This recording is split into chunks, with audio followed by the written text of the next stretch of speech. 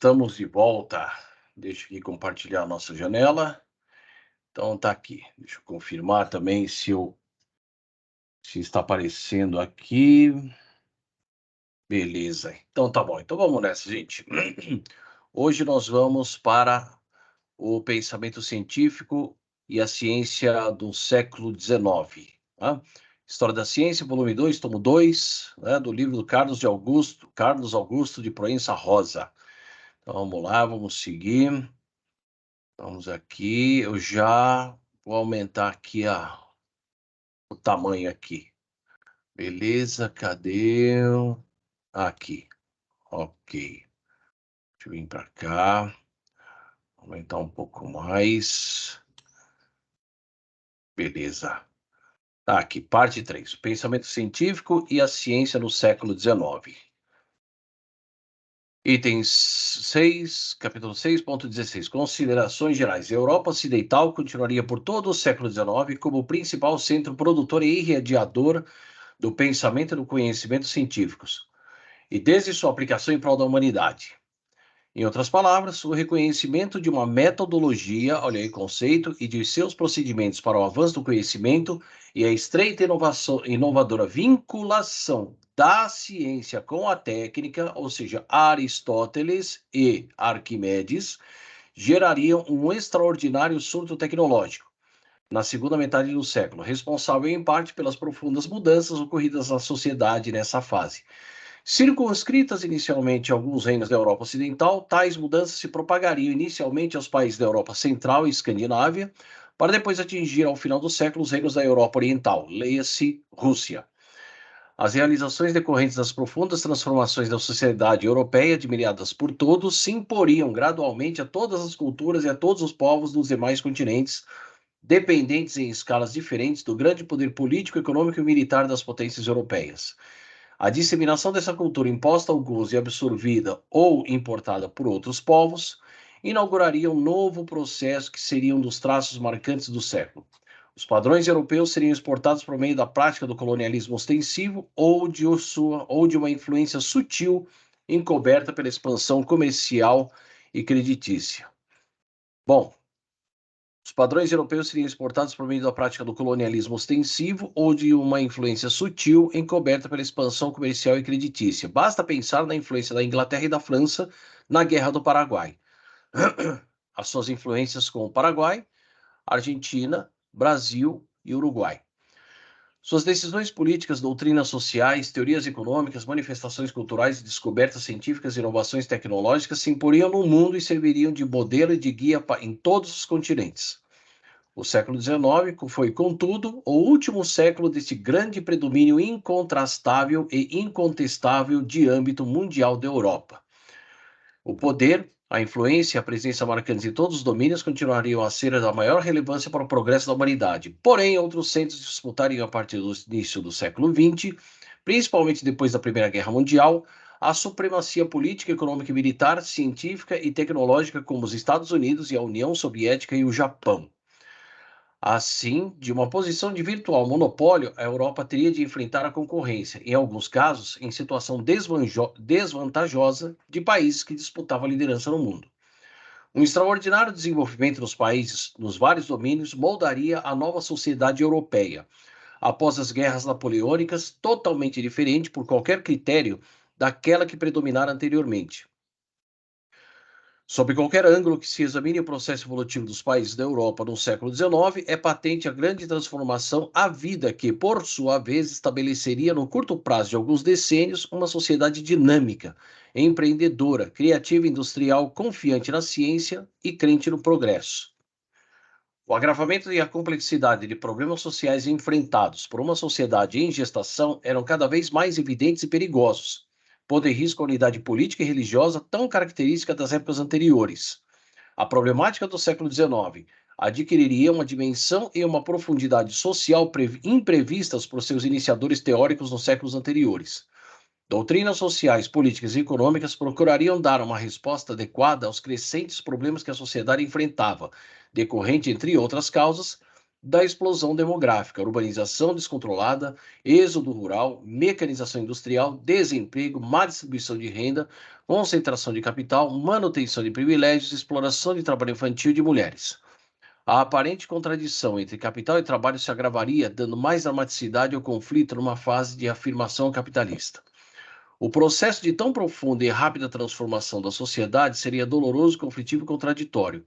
A burguesia, aliada ao grande capital financeiro, comercial e industrial, assumiria o controle administrativo da máquina governamental, via a presença maciça na crescente burocracia estatal, exacerbando o antagonismo com os movimentos populares, cujas reivindicações que antes sustentara agora entrariam em confronto com os novos interesses da recente classe abastada.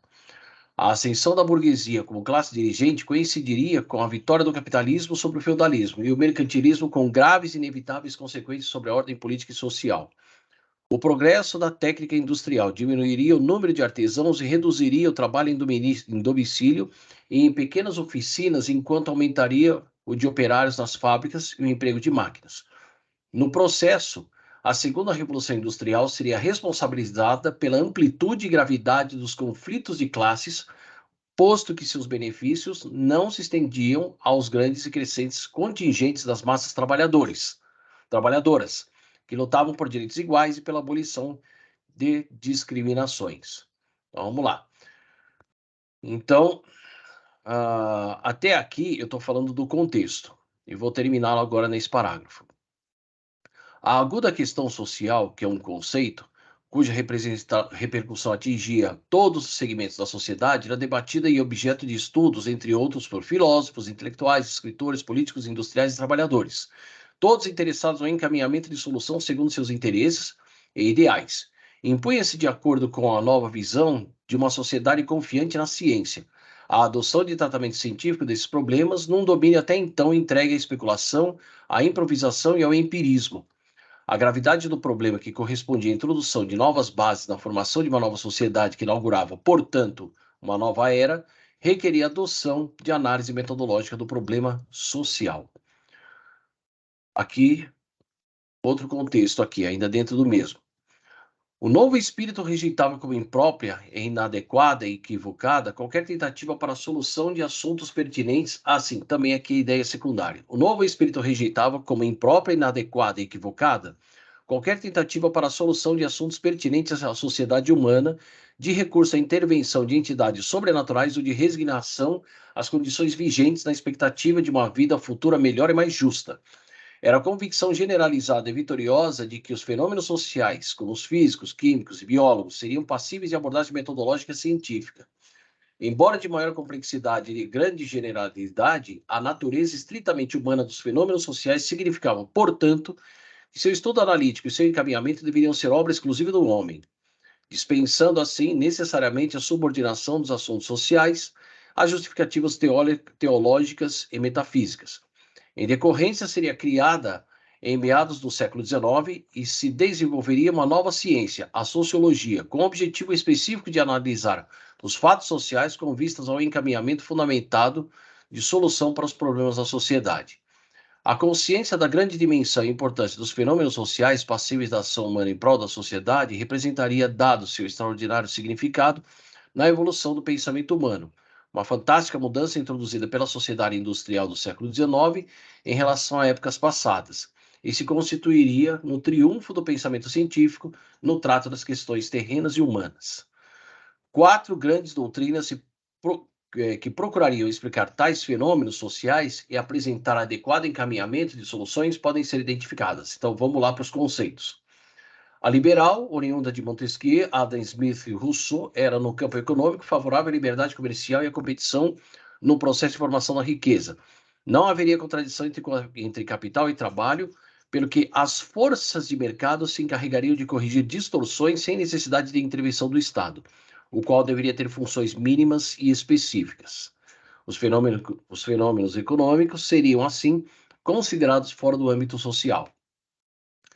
A socialista, crítica do capitalismo e do liberalismo, pregava uma reforma da sociedade pela solução da questão social por meio da ação do Estado. Saint-Simon, Fourier, Proudhon, Louis Blanc e Robert Owen foram seus conhecidos defensores.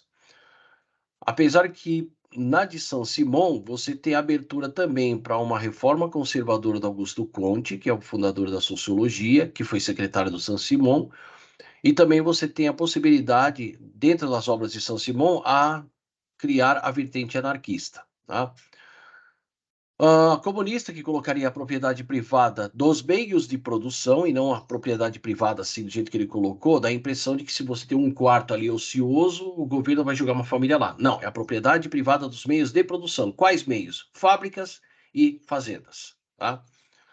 Na origem da luta de classes e numa oposição fundamental entre empresários e proletários. A ascensão social da classe trabalhadora se daria necessariamente de forma revolucionária, uma vez que os detentores do capital, usurpadores dos meios de produção, só deixariam de explorar o trabalho ao serem retirados do poder pela força. Marx e Engels, seu Manifesto Comunista em 1848, foram seus fundadores. Sim, mas a Revolução aconteceria por quê? Porque da mesma maneira que a Revolução Francesa tirou os senhores feudais da jogada, a Revolução Comunista tiraria os burgueses da jogada. Então, na verdade, o que é? Você ter uma interpretação da maneira como a classe dominante não vai abrir mão do seu poder. Então ele falou: olha, da mesma maneira que foi feita a Revolução Francesa, uma revolução comunista pode ocorrer dessa forma. Claro que não é tão simples assim como eu estou colocando, tá? Quarto, a progressista, porque, claro, né, o autor aqui, ele já falou que é de um viés mais positivista, então ele vai colocar essa aí que é progressista, né?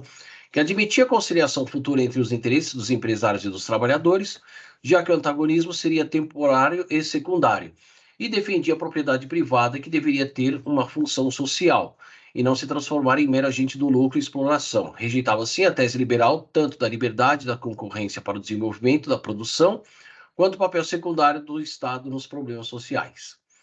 Bom, essa provisão progressista que ele está colocando aí, se nós olharmos de uma outra maneira, ela está muito mais próxima daquilo que nós chamamos de estado de bem-estar social ou social-democracia. Tá? Welfare State na Europa, New Deal, novos objetivos nos Estados Unidos. Essas doutrinas nascidas e desenvolvidas ao longo do século XIX estabeleceriam acirradas divergências e sérias confrontações no terreno das ideias e no plano político. Criariam um clima de aberto antagonismo entre defensores e detratores que continuaria e até se agravaria no século XX e XXI. Tá? Além que está aí hoje, é a visão de mundo. Tá? É a visão de mundo que nós temos aí, os anarcocapitalistas, tá? Os integralistas, social-democratas, trabalhadores, trabalhistas e por aí vai. Né? Além dessas, outras doutrinas sociais tiveram repercussão e influência no século XIX, como a sindicalista do italiano Labriola e do francês Sorel, a anarquista dos russos Bakunin e Kropotkin, né? E a social da Igreja, consubstanciada na encíclica Rerum Novarum, de 1891, do Papa Leão XIII, que vai dar origem à social-democracia, a democracia cristã, ou social-democracia cristã também. Tá? Movimentos de inspiração liberal no início, de cunho socialista e nacionalista, na segunda metade do século, se alastrariam pelo continente por meio de manifestações, algumas vezes violentas, com o objetivo de forçar a aceitação pelos governantes e grandes empresários de suas reivindicações. Tá? Conquistas como a liberdade de expressão e consciência, da igualdade jurídica dos direitos civis e sociais, sem discriminação pela raça, sexo e religião, e a criação de partidos políticos atuantes nas assembleias legislativas, a formação da opinião pública, possibilitada por uma imprensa diária, e a separação do Estado e da Igreja, inclusive com a quebra do monopólio educativo nos níveis primário e médio das instituições religiosas, seriam vitórias expressivas de uma emergente sociedade que repelia antigos valores contrários a seus atuais interesses e a sua nova mentalidade. A burguesia, a classe dinâmica, se aposseraria do poder, ocuparia posições de mando e se infiltraria nos meios intelectuais e se aliaria a segmentos da antiga aristocracia, vinda a ser a primeira e grande beneficiária do grande progresso material do século XIX. Tal efervescência social conturbaria necessariamente o ambiente em diversos domínios, principalmente nos centros urbanos, nos quais se concentrava o poder político e econômico da nação, decorrente do acelerado processo de industrialização. Parte da população urbana se constituiria da emergente classe da burguesia, integrada pelos chefes da grande indústria, do comércio e das finanças, principalmente esses últimos. Aí vem a classe média, pelos profissionais liberais, professores, magistrados e intelectuais, e por graduados, funcionários públicos e militares beneficiários diretos do novo quadro social e econômico. Com o desenvolvimento da ciência e da técnica industrial, principalmente a partir da segunda metade do século, novas e melhores condições de vida tornariam o cotidiano das classes abastadas mais confortável. Vestuário mais luxuoso, mais amplas residências, diversificada e mais abundante alimentação, melhor e mais rápido transporte urbano e de longa distância. Inovações em comunicações, telegrafia e telefonia, e na iluminação elétrica no final do século, pública e particular, urbanização das grandes cidades com abertura de avenidas e parques e pavimentação de ruas, melhoria da saúde pública, prática do lazer, com veraneio nas praias, estações termais, esportes, viagem, turismo e passeios de fim de semana, divertimentos como teatro, ópera, bailes, concertos e cinema. Maior interesse intelectual e artístico, leitura de livros e jornais, frequência em exposições e conferências e aquisição de obras de arte foram algumas das mudanças significativas das condições de vida da alta burguesia. A pequena burguesia, formada de pequenos lojistas, empregados e funcionários subalternos, usufruiria marginalmente desses benefícios sem alterar, contudo, seus hábitos tradicionais. Sem meios para sustentar um padrão de vida mais elevado, contentava-se com os divertimentos populares tradicionais. Enfim, então a burguesia agora está criando um novo mundo à sua imagem e semelhança, assim como os senhores feudais também fizeram do seu. Né? Ela está pautando agora como o mundo deve ser, segundo ela mesma, segundo sua visão de mundo ou ideologia. Com exceção da britânica, a maioria da população europeia permaneceria, contudo, no campo, em atividades pouco rentáveis, recebendo com atraso e de forma diluída os benefícios advindos da Revolução Industrial. Verdade. A cidade é mais rápida, o campo é mais devagar. No campo se forma um pensamento conservador. Nas metrópoles, nas capitais, se forma um pensamento mais dinâmico. Tá? Apesar de permanecer na agricultura como o setor menos dinâmico da economia, ocorreu em meados do século uma grande transformação no campo de extraordinário alcance social, político e econômico. Com a abolição na Rússia em 1861 da servidão rural, terminaria o feudalismo na Europa. A partir daí, toda a mão de obra rural europeia passou a ser assalariada ou proprietária de pequena extensão de terra. A melhoria da condição do trabalhador rural traria uma relativa paz social ao campo. Conservador e tradicionalista, o camponês continuaria ignorante e submisso, preso à terra e apegado à religião, sem participar dos movimentos urbanos de caráter social. Os operários das fábricas e os trabalhadores da cidade amargariam duras condições de vida, em péssimos ambientes de trabalho, sem higiene e sem amparo legal. A taxa de acidentes de trabalho e de mortalidade era elevada. No entanto, diferentemente do camponês, o trabalhador urbano tinha noção de sua condição inferior nos planos social, político e econômico e estava consciente da discriminação jurídica, o que o levaria a apoiar movimentos políticos e sociais em defesa dos interesses de sua classe. Verdade. O trabalhador urbano sempre vai ter essa visão. É claro que mesmo na cidade você vai ter o chamado pobre de direita. Tá? Apesar disso tudo. Então, continuando. Ao final do século, a começar pela Grã-Bretanha, seriam formados sindicatos e trade unions de trabalhadores do mesmo ramo industrial com o propósito de aumentar seu poder de reivindicações. Essas importantes transformações no quadro social que geraram crises econômicas e conflitos políticos e que subverteram tradições e arraigados princípios éticos e religiosos se iniciaram nos países da Europa Ocidental, mas inevitavelmente influiriam de forma decisiva ainda no século XIX, nos processos evolutivos, social, político, cultural e econômico dos demais países da Europa, da Ásia e das Américas. No plano político, a antiga estrutura do poder do Estado já não correspondia à nova composição de forças de uma sociedade capitalista industrial, tornando-se, no entendimento de muitos, um óbice em pleno desenvolvimento da nação. Assim, reformas profundas e urgentes seriam propostas com o objetivo de adaptar o Estado a uma nova realidade social, estabelecendo-se, em consequência, um clima de confrontação e antagonismo. Na primeira metade do século, as potências vitoriosas nas guerras contra Napoleão impuseram, que já é um outro contexto, no Congresso de Viena, 1814-1815, medidas para conter a expansão dos ideais revolucionários e para assegurar a legitimidade do poder absoluto do rei. A reação absolutista, apoiada pela nobreza e pelo alto clero, negava o poder político ao povo, procurava restaurar o antigo regime e revogar pequenas conquistas recém-obtidas pela burguesia e pelo proletariado urbano.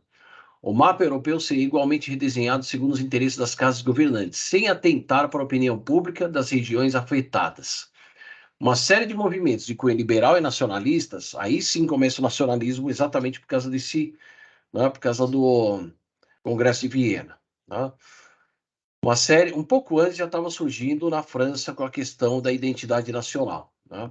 Uma série de movimentos de cunho liberal e nacionalista, contrários a esse estado de coisas imposto pela força, explodiria em vários países. Nos anos 20, na Grécia, Portugal e Espanha, 1820, Confederação da Alemanha e Estados Italianos. Nos anos 30, 1830, na França, na Bélgica e na Polônia, Confederação da Alemanha. De novo, né? Portugal, Espanha e reinos da Península Itálica. De novo, e nos anos 40, na França, nos reinos alemães e italianos.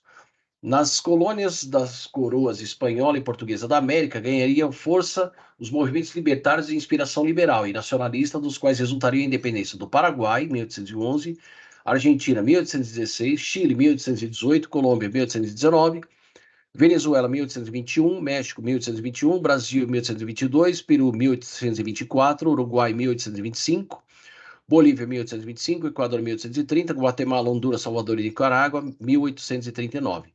E República Dominicana, 1844, que adotaram de início, com exceção do Brasil, o regime republicano. Pois é, o Brasil correu por fora, mas isso tem graves consequências, por quê?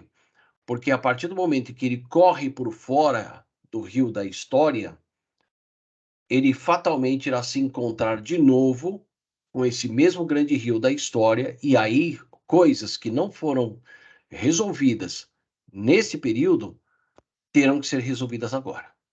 Tá?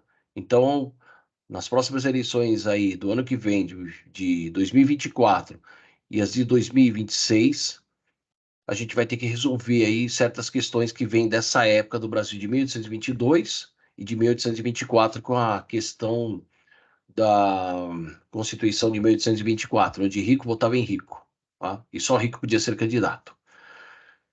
Vamos lá, continuando. A perda de suas colônias americanas significou um forte golpe nas pretensões da Espanha e de Portugal de manter o vasto império colonial, tornando-se meros figurantes da política internacional. Por outro lado, a França acalentaria o sonho de criação de um império colonial, conquistando na África, o Senegal e a Argélia, enquanto a Grã-Bretanha se interessaria pela região sul do continente, com a ocupação de Natal e Cabo, e na Ásia ocuparia o Punjab, na Índia e na ilha de Maurício, no Oceano Índico. Então, veja bem, olha só, né? Aqui ele fala da Grã-Bretanha se interessaria pela região do sul do continente, com a ocupação de Natal e Cabo, e na Ásia ocuparia o Punjab, na Índia e na ilha de Maurício, no Oceano Índico. Um livro que reflete exatamente a chegada do imperialismo inglês nesses países é retratado por um inglês chamado Herbert George Wells, ou H.G. Wells, no livro A Guerra dos Mundos. Foi baseado nisso aí que H.G. Wells escreveu A Guerra dos Mundos. Tá? Quanto à questão de classes sociais, que a gente viu um pouco mais acima, o livro também de H.G. Wells seria A Máquina do Tempo, ou seja, os trabalhadores acabaram virando os Morlocks e a burguesia os Eloi. Tá? Boa leitura. Tá? Já dei spoiler, já.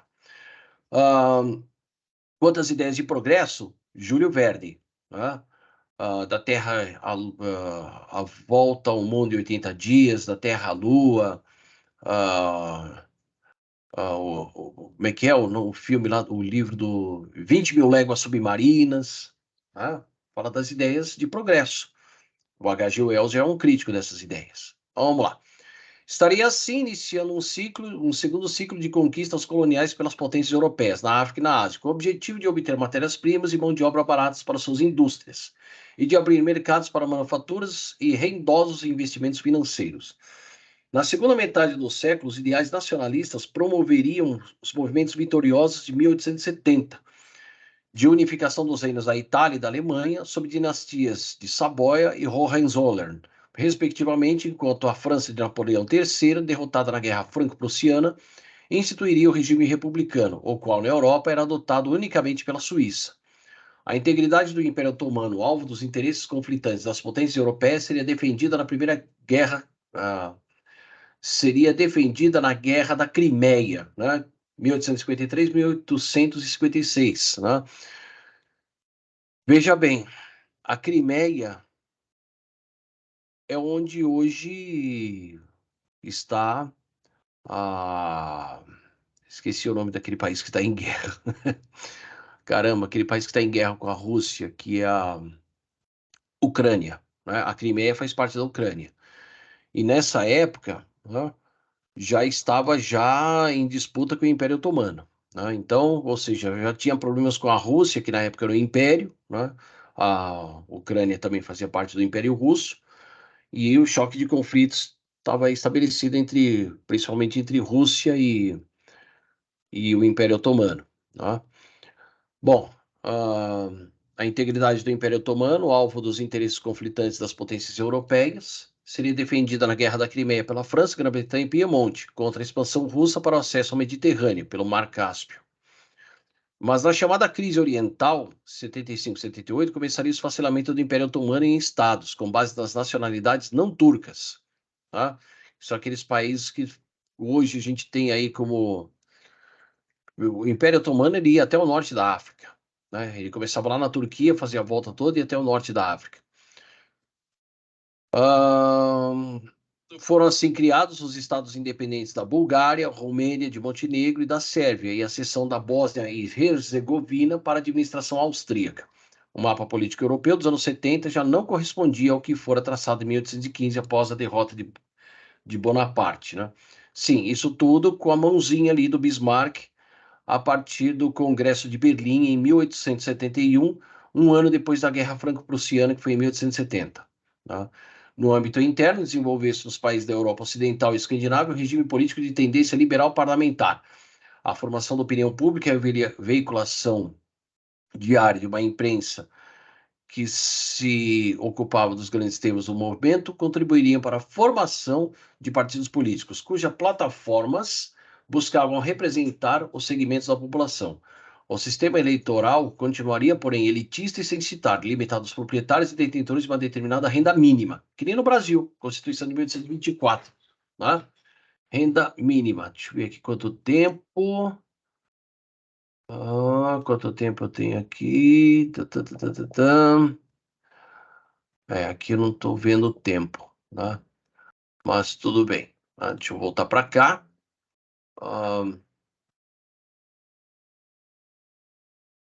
Deixa eu diminuir aqui um pouco.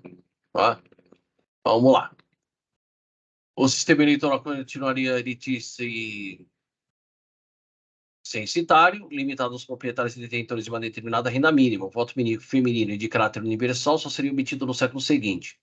Nos demais países europeus prevaleceria um regime absolutista em que o poder efetivo se concentrava no monarca, o qual dispunha de uma assembleia ou dieta, normalmente integrada por elementos escolhidos nas classes dominantes, que servia para contestar suas decisões. As conquistas políticas nesses países seriam assim reduzidas e limitadas, insuficientes para atender a um mínimo das reivindicações da burguesia e do proletariado urbano.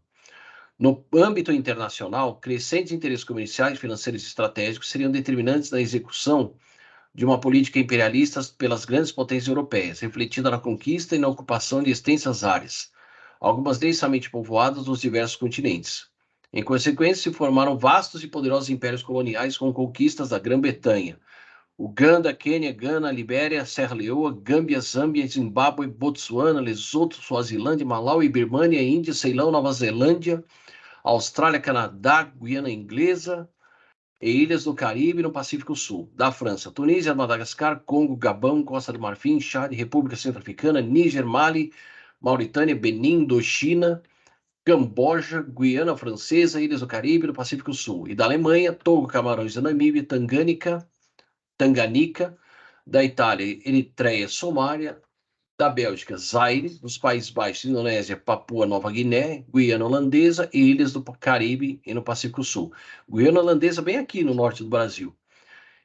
Acho que é Suriname. Esses novos impérios se juntaram assim aos já reduzidos e irrelevantes, mas outrora importantes impérios espanhol e português.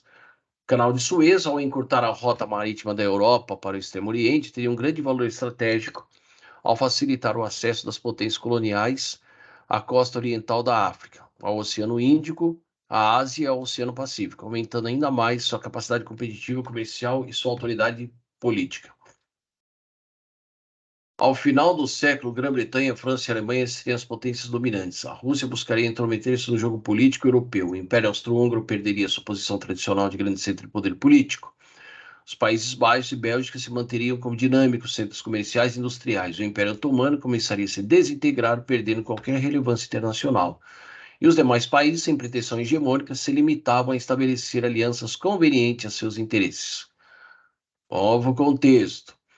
Fora da Europa, os Estados Unidos, que desde a doutrina Monroe, 1823, ou seja, América para os americanos, a guerra contra o México, a descoberta de ouro na Califórnia, a conquista do Oeste, ou marcha para o Oeste, a abertura dos portos japoneses para o seu comércio, 1854, e a descoberta do petróleo, despontava como potência econômica militar. Passaria a adotar uma nova postura ostensivamente intervencionista, com a anexação de Porto Rico, Havaí e as Filipinas em 1898, e a intervenção em Cuba. Na Ásia, o Japão, até então conhecido contrário a qualquer influência estrangeira, iniciaria um ciclo conhecido como Era Meiji, 1868-1912, de reformas profundas como programa de modernização das estruturas do Estado, de absorção das inovações tecnológicas e ocidentais e de acelerado desenvolvimento econômico. Você vê isso aí naquele filme O Último Samurai do Tom Cruise. Tá? Enquanto a China, sujeita a um sistema confuciano de mandarinato, seria palco da Guerra do Ópio com a Grã-Bretanha e das pressões de potências estrangeiras e seria forçada a assinar vários tratados desiguais de concessões comerciais e portuárias e de jurisdição legal com potências europeias que atentavam contra a sua soberania. O filme é O Último Imperador. É esse o filme. Continuaria a China, contudo, com uma política de preservação de sua tradicional cultura e contrária a qualquer influência estrangeira, mas sem adotar efetivas medidas corretivas que pudessem evitar eventual esfacelamento do império. O movimento reformista do imperador Guangxu, que poderia ter iniciado na China um período de modernização e progresso, como o Meiji do Japão, duraria apenas 100 dias, terminando com um golpe de Estado promovido pela imperatriz viúva de Zhu Rixi. Todos os reinos e povos do continente africano, com exceção da República da Libéria, Etiópia e Egito, formalmente independentes, estavam inteiramente submetidos como colônia ou protetorado a alguns países europeus. Outro contexto. No campo da economia, duas fases distintas podem ser detectadas. A primeira de pessimismo, a segunda de otimismo, enquanto as perspectivas econômicas futuras da humanidade. Eu não diria otimismo e pessimismo, mas como ela já estava vivendo a segunda revolução industrial e houve aumento de produtividade, então era necessário ter que haver uma nova forma de organização, o que viria mais para frente com o Taylorismo. Mas iria dar também início ao Fordismo. Porém, a maneira ainda como a economia clássica ainda estava sendo pensada já não estava dando conta. Então era necessário ter que pensar um outro modelo produtivo que viria exatamente com o Fordismo e o Toyotismo. Tá? A própria segunda revolução industrial já estava impondo isso à própria economia capitalista. Né? No final do século anterior, 1798, Thomas Malthus denunciaria a situação de calamidade que chegaria ao mundo no futuro caso persistisse a situação de crescimento demográfico superior à da capacidade de alimentos. É aí que já começa o ódio ao pobre. Os graves problemas sociais, políticos e econômicos decorrentes do agudo antagonismo entre capital e trabalho e do doloroso processo de transformação de uma sociedade feudal em capitalista justificavam o pessimismo de certos círculos, já que eram reduzidas e limitadas as vantagens auferidas da primeira revolução industrial. Sim, né? Ou seja, a passagem do feudalismo para o capitalismo, ela foi dolorosa principalmente para a classe trabalhadora. Por quê? Porque ela não viveria das benesses a que a classe dominante teria, a burguesia, exatamente pelas vantagens do que o sistema lhe ofereceria. Né? As crescentes contradições e desigualdades estabeleceriam um clima de enfrentamento, reforçando desta forma o pessimismo quanto ao encaminhamento de soluções para um premente problema de graves consequências. Principalmente a partir dos anos 60, o quadro se reverteria devido ao extraordinário desenvolvimento da agricultura, do comércio e da indústria na Europa e do ZEUA. Uma nova fase de otimismo e euforia substituiria a anterior, de pessimismo e frustração. A crença no progresso, impulsionada pela ciência, seria característica de uma fase de prevalência de teorias liberais que favoreciam a expansão em escala mundial do comércio e das finanças dos grandes centros industriais. Entre 1860 e 1870, foram assinados pelos países europeus mais de 100 tratados comerciais de redução de tarifa de importação com cláusula de nação mais favorecida, ou seja, para os europeus. Tal orientação do livre comércio seria, contudo, de pouca duração, devido ao desdobramento de informação e concentração de riqueza no interior dos próprios países. Sim, se o país já estava com um desequilíbrio interno de classes muito grande, imagina quando isso se propaga pelo mundo todo. Tá? Por isso que tem os países do norte e os países do sul. E isso aí é que no futuro vai levar à existência dos BRICS. Tá? O liberalismo econômico, patrocinado pela Grã-Bretanha, geraria uma tendência ao surgimento de grandes complexos industriais e financeiros, em detrimento de pequenas empresas. Ao mesmo tempo em que se formava um sistema bancário nacional, voltou aos recursos financeiros requeridos pelas empresas de mineração, de navegação e transporte ferroviário urbano e de longa distância, da metalurgia, de armamentos, da indústria química e de outras, eram adiantados em forma de crédito de longo prazo pelas instituições bancárias e as ações emitidas pelas empresas eram negociadas em bolsas. Sim, desde aquela época. Né? E hoje ela tem mais poder do que nunca, as instituições bancárias. Essas grandes empresas industriais tenderiam a dividir entre elas o mercado, fixando o preço e impedindo o ingresso de concorrentes. O processo de cartelização prosperou a tal ponto que motivaria uma reação de governos como adotada nos Estados Unidos com a Lei Sherman, de 1890, considerando ilegais os trusts. É a história dos Rockefeller, do Carnegie e outros aí. O oligopólio, e em alguns casos o monopólio, tendia, no entanto, a sacrificar a livre concorrência, reduzindo de sobremaneira a capacidade de industrialização e de investimento dos chamados países periféricos, além de afetar o próprio processo industrial dos demais países em franca expansão econômica. Sim, o oligopólio e o monopólio hoje está associado principalmente às privatizações dos serviços públicos, que é exatamente para ter um monopólio do dinheiro dos impostos, tá, na mão desses bancos. A liberdade comercial apregoada, mas não aplicada, isso é importante. A liberdade comercial apregoada, mas não aplicada pelos países recém-industrializados seria sacrificada por uma política protecionista por meio da elevação da tarifa alfandegária, tarifa McKinley de 1890. É essa briga, por exemplo, que o Lula tem com a França. Tá? Uma política creditícia com vistas à exportação do capital excedente, gerado pelo aumento de produção agrícola e industrial, levaria ao endividamento, descapitalização e dependência dos países devedores, transformando-os igualmente em mercado consumidor para os produtos que nele encontravam barreiras comerciais em mercados de outros países industrializados. A teórica livre concorrência se transformaria no tempo em crescente e agressiva competição entre as grandes potências econômicas, que resultaria na formação de alianças e ententes no âmbito internacional, prévias à conflagração de 1914 e 1918.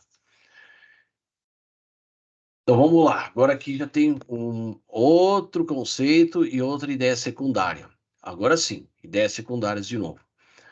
Estreita e direta vinculação da ciência com o processo produtivo, inovações tecnológicas, introdução de novos produtos no mercado, melhoria da qualidade dos artigos e consumo doméstico, conquista de novas áreas para a produção agrícola, novas técnicas e métodos de trabalho e de produção, acesso rápido e eficiente à matéria-prima e grandes investimentos públicos e privados na infraestrutura, comunicações, transporte, energia e saneamento, foram alguns dos determinantes do acelerado desenvolvimento econômico dos países que se beneficiariam da segunda revolução industrial. Assim,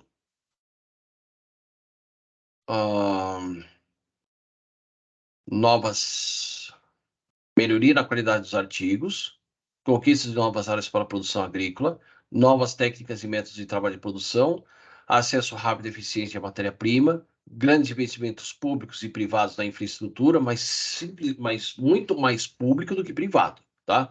Por isso que o privado obriga o público a ter que gastar dinheiro para depois ele falar que não serve, que é ineficiente, vai lá e privatiza e pega a preço de banana, tá?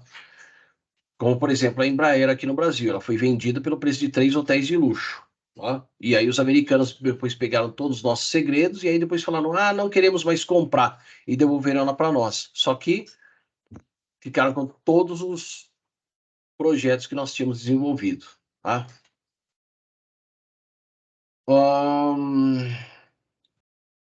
Por alguns dos determinantes do acelerado desenvolvimento econômico dos países que se beneficiariam da segunda revolução industrial.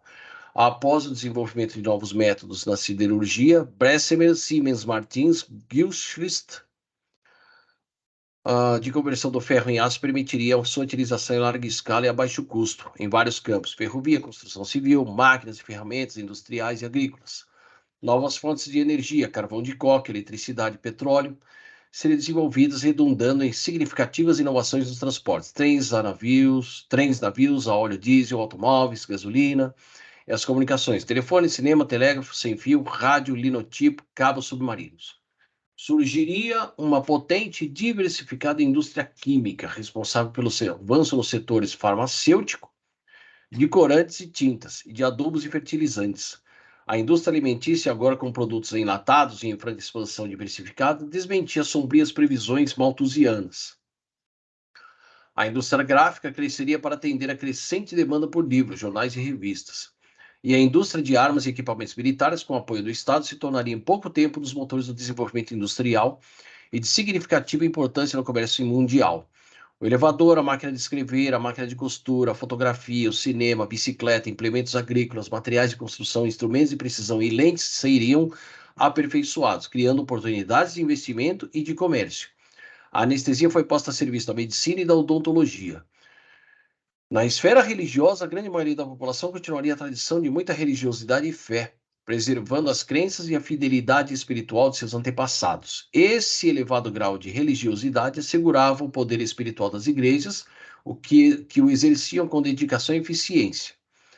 O clero patrocinava obras sociais e de caridade, defendia os hábitos e costumes regionais, mantinha o respeito e o estreito contato com a comunidade e rivalizava em influência e prestígio com os representantes do poder temporal. Procissões, bênçãos, quermesses, romarias e festas especiais contribuiriam para estabelecer um relacionamento intenso do crente com sua igreja. As paróquias e instituições da igreja velavam para que seus preceitos morais e regras de conduta social e pessoal não fossem transgredidos e que seu poder espiritual não fosse contestado. As autoridades eclesiásticas, como importantes personalidades da sociedade nacional e local, ocupavam posição de destaque nas solenidades oficiais e nas inaugurações e aberturas de importantes eventos públicos e particulares, numa demonstração de seu apoio e aprovação. A religião se fazia presente, assim, na vida diária do cidadão e da comunidade, fosse em país católico, ortodoxo ou protestante, participando inclusive direto ou indiretamente de decisões em assuntos de Estado.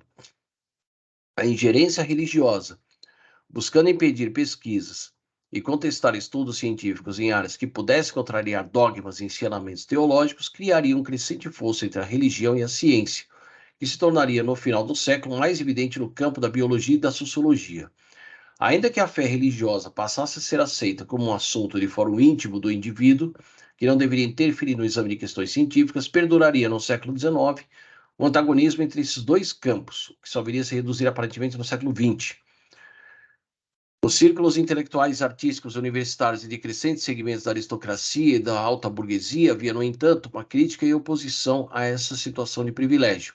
Agnósticos, ateus, livres pensadores, em números cada vez mais crescentes, defenderiam, em aliança com os movimentos liberais e teses socialistas, a separação do Estado e da Igreja, a liberdade de culto e a quebra do virtual monopólio da instrução primária pelas instituições religiosas. No final do século, essas teses estariam vitoriosas na maioria dos países da Europa Ocidental, Escandinávia e as Américas. No domínio cultural, haveria também uma profícua e valiosa atividade voltada para satisfazer as preferências de uma classe em ascensão e expressar as condições de vida burguesa. As manifestações artísticas estavam voltadas principalmente para agradar ao gosto de uma classe ávida por escalar os degraus sociais, sendo o conhecimento e apreciação da arte uma evidência de sofisticação cultural e de ascensão social. O requinte, o luxo e o gosto apurados da classe aristocrática eram motivos de inveja e, ao mesmo tempo, modelo a copiar. É aquilo que eu falei bem antes, né? A burguesia estava pautando agora seu estilo de vida. Pertencendo em sua maioria à classe média, os artistas passariam a intérpretes dos interesses, das preocupações, das prioridades, dos anseios, das pretensões de uma classe que, além do mais, se tornaria importante mercado de suas obras literárias e artísticas, mesmo quando criticadas. Museus, galerias de arte, gabinetes de leitura se multiplicavam, exposições, concertos, teatro e ópera eram frequentados por crescente número de apreciadores. Prêmios eram distribuídos e os artistas ganhavam fama, prestígio e dinheiro. Abandonado o estilo acadêmico rococó, barroco e neoclássico, e os temas antiguidade grega e romana e religioso, do classicismo literário e artístico, tão a gosto da aristocracia do antigo regime, os artistas do período dariam ênfase às suas obras aos temas sociais da vida humana, mundana, aos lances amorosos, aos assuntos da atualidade e às manobras políticas. O período seria palco de movimentos culturais que encontrariam expressão nas escolas conhecidas como outras, dentre outras, como romantismo, realismo, impressionismo e simbolismo. Ao final do século XIX e início do século XX, teria grande popularidade o estilo chamado Art Nouveau, Art Nouveau, né? Arte nova, em especial na arquitetura e na arte decorativa. A grande atividade cultural não se destinava, porém, apenas às classes abastadas. Manifestações artísticas no campo do teatro, da dança, da música, da literatura e das artes plásticas, voltadas para o gosto da emergente pequena burguesia do proletariado urbano, ganhariam espaço e gozariam de grande popularidade. A melhoria das condições de vida, os recém-adquiridos momentos de lazer e de descanso, e a universalização da instrução permitiriam o surgimento de um público disposto a apreciar as expressões artísticas voltadas, algumas delas, para o seu mundo. Como os demais domínios, a Europa continuaria com um grande centro de irradiação cultural. As escolas artísticas aí se formaram e se desenvolveram. Seus artistas adquiriam fama mundial e eram homenageados em toda parte. Suas obras literárias, musicais, teatrais, de escultura e pintura eram apreciadas e serviriam de inspiração a artistas de outros continentes. E sua enorme influência na formação cultural e artística dos países seria reconhecida. Um grande número de literatos artistas e imenso valor na história da arte poderia ser aqui relacionado, mas de uma longa lista, apenas alguns nomes representativos da evolução artística do século XIX serão citados. Bom, aqui ele fala de gente pra caramba, tal, né? Vamos pular essa parte, porque aí você pode ler no próprio livro. Desse novo contexto econômico, desse novo contexto social, político, econômico, cultural, religioso, tecnológico, né? Olha aí, agora aqui você já tem o contexto todo fechado, de características diversas do século das luzes e das épocas anteriores, mas delas decorrentes, se desenvolveria um espírito científico na linha de grandes pensadores do passado, como Galileu, Bacon, Descartes, Newton, Hume, Lavoisier, Diderot, Condorcet, Kant, que conduziria a ciência no século XIX a extraordinário progresso em benefício da humanidade. Bom, pessoal, daqui a pouco eu volto para poder fazer essa leitura aqui, tá? Deixa eu parar aqui o compartilhamento, tá? E se você gostou, tá? Dê o seu like. Se você não é inscrito, peço que se inscreva. E se você ficou com alguma dúvida, escreva aqui nos comentários. Eu vou ficando por aqui e eu volto daqui a pouco, ok? Tchau, tchau. Opa, vou parar a gravação. Parar.